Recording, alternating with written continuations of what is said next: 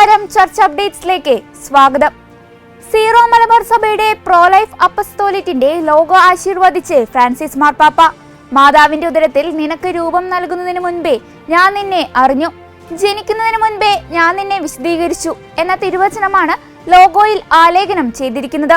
വത്തിക്കാനിലെ കുടുംബ പ്രേക്ഷിത ഡിക്കാസ്റ്ററിയുടെ മാതൃകയിൽ സീറോ മലബാർ സഭയിൽ കർദിനാൾ മാർ ജോർജ് ആറഞ്ചേരിയാണ് ജീവന്റെ സംരക്ഷണം ശുശ്രൂഷകൾക്കായി പ്രോ ലൈഫ് അപ്പസ്തോലിറ്റിനെ രൂപം നൽകിയത്.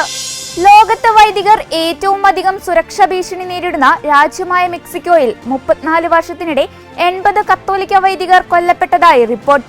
ഡിസംബർ 9 മെക്സിക്കോ കേന്ദ്രമാക്കിയ കാത്തലിക് മൾട്ടിമീഡിയ സെന്റർ പുറത്തുവിട്ട റിപ്പോർട്ടിലാണ് ഇക്കാര്യം വെളിപ്പെടുത്തിയിരിക്കുന്നത്.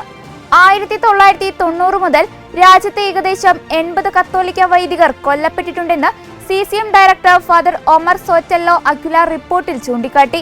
ഫെലിപ്പ് കാൽഡറോണിന്റെ ഭരണകാലത്ത് 17 കത്തോലിക്ക വൈദികരാണ് കൊല്ലപ്പെട്ടത്. സിറിയയിൽ ഐക്യം പ്രോത്സാഹിപ്പിക്കുന്ന രാഷ്ട്രീയ പരിഹാരം വേണമെന്ന് ഫ്രാൻസിസ് പാപ്പ.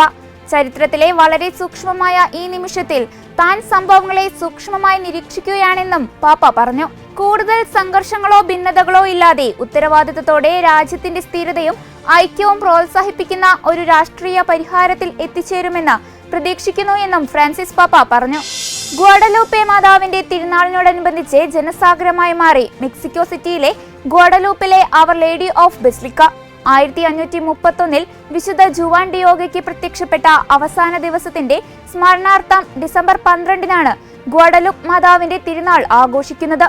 493 വർഷങ്ങൾക്കു ശേഷം മാതാവിന്റെ ചിത്രം പതിഞ്ഞ വിശുദ്ധ ജുവാൻ ഡിയോഗയുടെ പുറംകുപ്പായം ടെപിയാക് കുന്നിന്റെ അടിവാരത്തുള്ള ഗ്വാഡലൂപ്പിലെ ബെസിലിക്കയിൽ സൂക്ഷിച്ചിരുന്നു. ഇത് ദശലക്ഷക്കണക്കിന് തീർത്ഥാടകരെ ആകർഷിക്കുന്ന ഒന്നാണ്.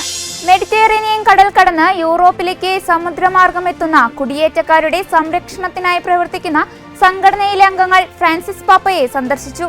യുദ്ധത്തിന്റെ ഭീഷണിയിൽ നിന്നും മറ്റു ജീവിത ദുരിതങ്ങളിൽ നിന്നും രക്ഷ തേടി ജോലിക്ക് വേണ്ടി കടൽ കടന്ന് യൂറോപ്പിലേക്ക് എത്തുന്ന കുടിയേറ്റക്കാരെ സംരക്ഷിക്കേണ്ടത് നമ്മുടെ കടമയാണെന്നും ഫ്രാൻസിസ് പാപ്പ പറഞ്ഞു.